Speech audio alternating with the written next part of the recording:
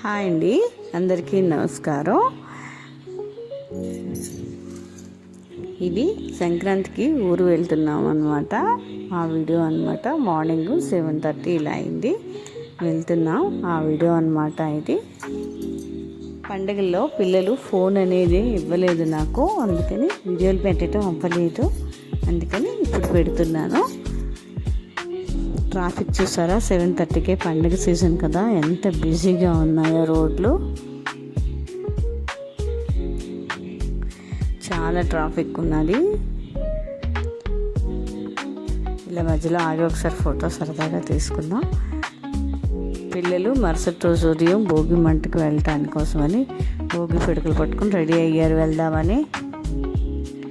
ఇలా ఊరంతా కలిసి ఒక దగ్గరే మంట వేసుకుంటారు మా ఊర్లో. ఇవి నగర సంకీర్తన చేస్తున్న వాళ్ళు అనమాట. మగవాళ్ళు ఆడవాళ్ళు కలిపి ఊరంతా తిరిగి నగర సంకీర్తన చేస్తారు. రామరామ అనుకొని రామనామం జపిస్తూ ఊరంతా తిరిగి మేల్కొల్ప పాడతారు. ఇది పల్లెటూరులో తరచూ జరుగుతున్న కార్యక్రమమైన.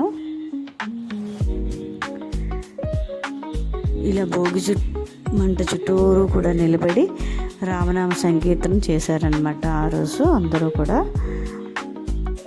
చిన్న పెద్ద మొత్తం పిల్లలు అందరూ కూడా చక్కగా భోగి మంట దగ్గర అందరూ చేరుకుంటారు. ఇటువంటి విభేదాలు కూడా ఉండవు. ఇలాంటి అకేషన్స్లో మా పిల్లలు అనమాట భోగి మంటకు వచ్చారు. ఈ అబ్బాయి మా ఆడవచ్చు కొడుకు, ఆవులంతా తీస్తున్నవాడు నా పెద్ద కొడుకు. మా పెరట్లో పువ్వులు మంచు వలన పాడైపోయి చూడండి ఎన్ని పువ్వులు పూసాయో, కానీ ఏవో 1-2 బాగున్నాయి, మిగతా అంతా కూడా పోయింది. మంచు వల్ల బయట సరిగ్గా విచ్చుకోలేదు. ఈ పచ్చిమిరపకాయ చెట్టు మాత్రం చెట్టు నిండా కాపే ఉందండి, చాలా బాగుంది. మార్నింగ్ అయిపోయింది, సూర్యుడు వచ్చేస్తున్నాడు గబగబా.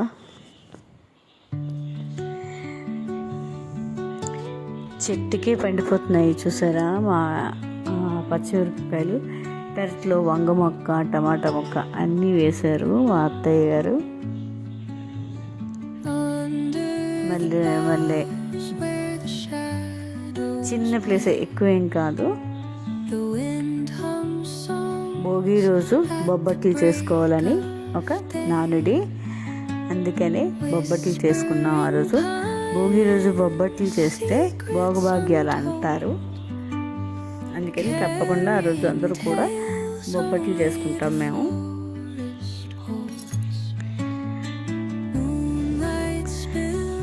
మా ఆడపడుచు కూతురు వీడియో తీస్తుంది, నిలువుగా తీయాలా అడ్డగా తీయాలా అని అలాగా అడుగుతుంది. ఎలా తీసినా పర్వాలేదు అని చెప్తున్నాను, అందుకే రకరకాలుగా వచ్చింది వీడియో.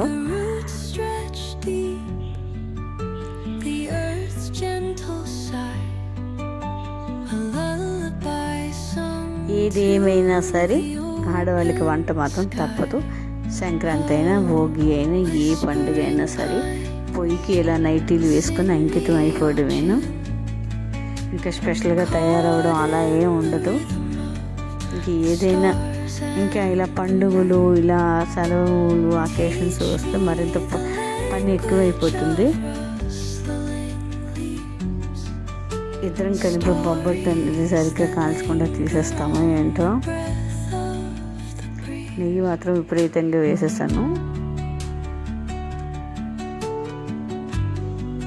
మొత్తానికైతే కాల్చి అరిటాకు మీద వేసాను.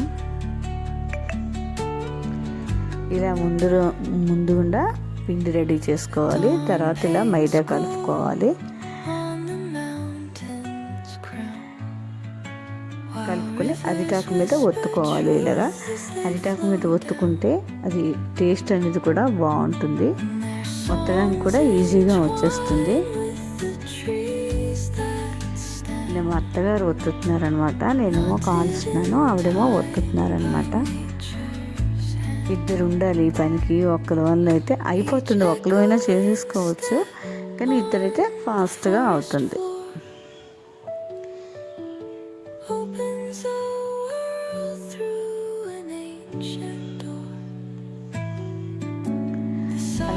కదా, బాగా వస్తుంది వత్తడానికి కూడా. ఏం బొబ్బట్లు ఎప్పుడు చేసినా సరే అరిటాకు మీద ఒత్తుతాము.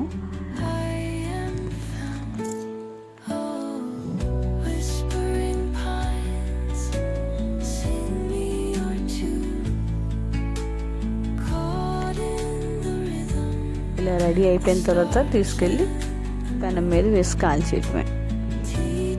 ఒక చేతితో సల్లు, ఒక చేతితో అది చేస్తున్నాను, అందుకే సరిగ్గా రావట్లేదు. ఒక పక్కన పెట్టేసాను సల్లు.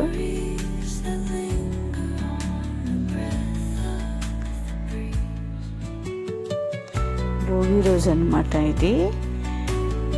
మొత్తానికైతే కాల్చేయడం అయితే అయ్యింది. ఇలా పులిహార, బొబ్బట్లు, సాంబారు, వంకాయ కూర, బంగాళదుంప కూర. బంగాళదుంప ఫ్రై కానీ లేకపోతే మా ఇంట్లో అసలు ప్రళయాలు అయిపోతాయి అన్నమాట. బంగాళదుంప కంపల్సరీ ఉండాలి. అది పండుగైనా మామూలు రోజులైనా ఏ రోజైనా సరే బంగాళదుంప ఉండాలి తప్పనిసరి. పిల్లలు ఇంకా రెడీ అయిపోయి వచ్చి ఇలాగ మేడ మీదకి వెళ్ళి వచ్చే రీల్స్ సరదాగా చేసుకున్నారు. ఇంకా రాత్రి భోజనాలన్నీ అయిపోయాక అందరం కూర్చొని ఇలా హౌసీ ఆడుకున్నాము అందరం కూడా. మా తోటికోళ్ళ పిల్లలు, మేము, మా పిల్లలు, మా ఆడపడుచు పిల్లలు అందరం కలిపి, మా మామయ్య గారు అందరం కలిపి కూర్చొని హౌసీ ఆడుకున్నాము అన్నమాట. ఇలా ఈ సంవత్సరం సంక్రాంతి, భోగి అయ్యాయి. నెక్స్ట్ వీడియోలో మళ్ళీ కలుద్దాం. Thank you for watching.